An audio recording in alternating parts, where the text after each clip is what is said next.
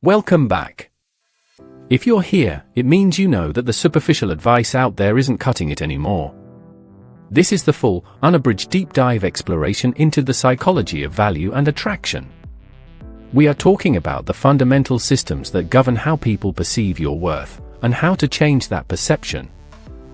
Today's topic is arguably one of the most powerful tools in human social dynamics, the principle of scarcity. Scientifically, it's simple: we place a higher value on things that are limited or difficult to obtain.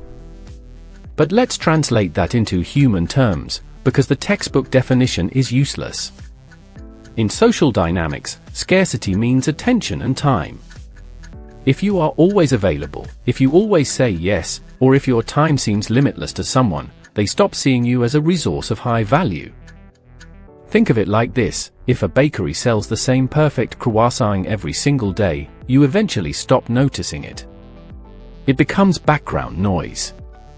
But if they announce a limited edition, highly sought-after pastry that only lasts for 24 hours?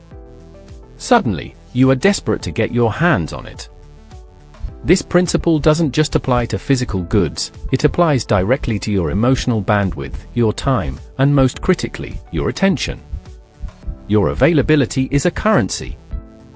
The problem most people face is that they are unconsciously operating as an infinite resource. They are always there, ready to listen, ready to accommodate, ready to drop everything for the other person's needs. And what is the immediate psychological consequence of being an infinite resource?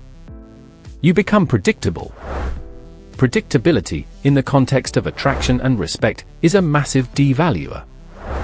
So, how do you leverage this? You don't play games. That sounds manipulative and cheap. Instead, you build genuine autonomy. You become the person who has a full life, a rich, demanding, interesting life, and they are lucky enough to get a piece of it. The core concept here is that controlled withdrawal. This isn't about ghosting them, it's a subtle, non-apologetic re-establishment of your personal boundaries and time value. Let's say you are in a conversation, and they start to monopolize your time with an endless stream of minor complaints or requests for immediate attention. Instead of immediately jumping to solve their problem or giving them 100% of your focus, you introduce a brief, natural distraction. You check your watch. You might say, "Oh, shoot, I totally lost track of time. I need to make sure I get back to X task by 3. And then you pivot the conversation slightly. What just happened? You didn't reject them. But you subtly signaled that your time is valuable, and it has other commitments. You reminded them that you are a busy person with an active life. This technique forces them to adjust their expectations. They move from viewing you as an infinite emotional dumping ground, to seeing you as a valuable, finite resource. Another scenario, the always yes trap. They ask you for a favor that is inconvenient or slightly unreasonable. Your default response is, of course, sure thing. The controlled withdrawal here is not saying no to the request, but delaying your answer. You say, "Let me check my schedule and get back to you." That pause creates space. It gives you the psychological distance needed to evaluate if the request genuinely aligns with your priorities, rather than just reacting out of a desire to be liked. This is the difference between being generous and appearing available. True generosity comes from abundance, not desperation. Remember, the goal is not to make them chase you, the goal is to respect your own time and energy enough that they naturally learn to do the same. When you start implementing this, there will be resistance. They might feel slighted or confused.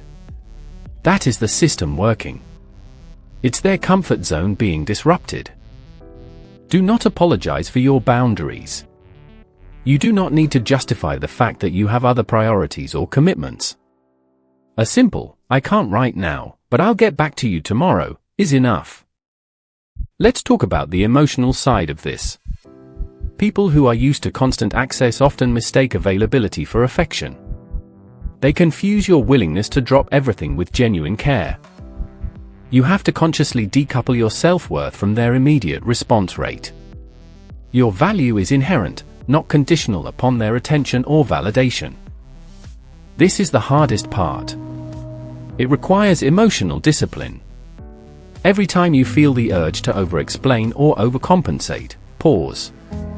Remember that your silence and your space are powerful tools. When you create space, physical or emotional, you allow the other person to step into a position of curiosity rather than entitlement. Curiosity is far more potent than comfort. Think about your own life right now. What are the things you are doing purely for yourself? Hobbies, friends who challenge you, goals that excite you? These are the things that build your scarcity. They are the proof that your life is rich regardless of who else is in it. This self-investment is non-negotiable. And when you genuinely embody this high level of self-respect, when your actions align with the value you place on yourself, you naturally filter out people who are accustomed to taking things for granted. This isn't a game to the win. It's a fundamental shift in how you operate within the world. You move from seeking validation to radiating self-contained confidence. So, the next time you feel that urge to immediately say yes just to keep the peace or maintain connection, stop.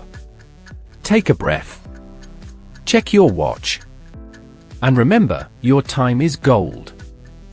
By mastering controlled withdrawal, you are not playing games, you are simply communicating your inherent worth in a sophisticated, undeniable way.